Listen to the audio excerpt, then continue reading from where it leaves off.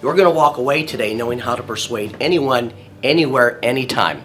Now, I know what you're thinking. Some of you are saying, Scott, I'm just at the seminar. I'm not supposed to be in the sales business. I'm not interested in sales. I don't want to go into sales. I understand how you feel. I would call myself an accidental salesperson.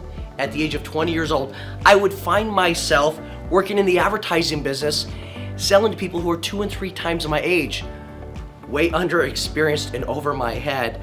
I had to learn the skills that would help me make an income.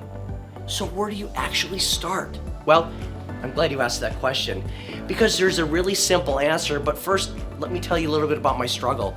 When I found myself in outside sales, my first thought was, ugh, yuck. I hate salespeople. Nobody likes salespeople.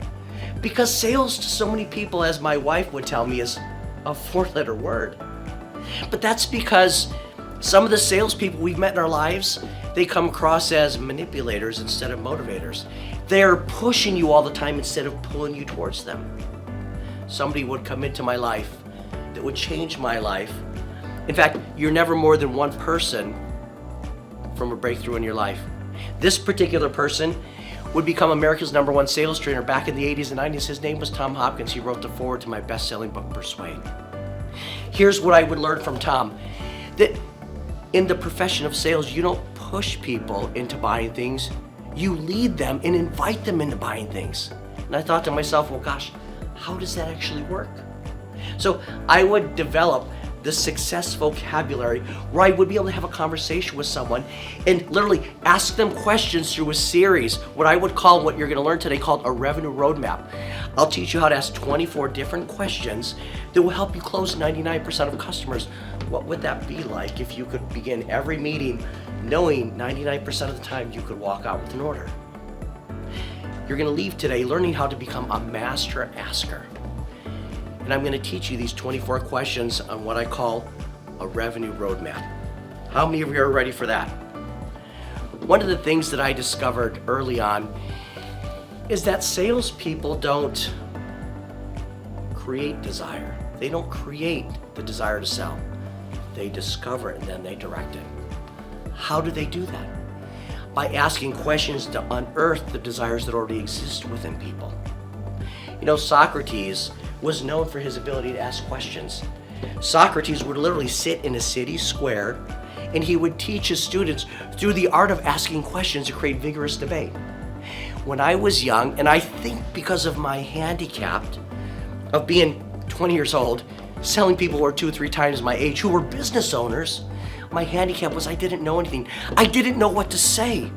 I wasn't like these confident people who've been in sales for years, but I knew I could learn what to ask. And I learned how to become a master asker, and I learned that there's these powers inherent in the ability to ask questions. For example, a great question can determine the outcome of an appointment. Questions have the ability to set and direct the conversation. Questions have the ability to pull people towards you versus push them away. See, if you say things, they're going to doubt it. When you're talking about your product, you're telling people things, and telling has the emotional effect of pushing towards, where questions have the emotional effect of pulling people towards you. Questions also have the ability to lead people to a place of discovery. Why is that so important? Because when you can take a series of questions and lead someone to a place of discovery, what you create on that sales call is an aha. And when people get an aha in here, you can never take it away from them. They don't lose it because they own it themselves. And that's what you're going to learn today.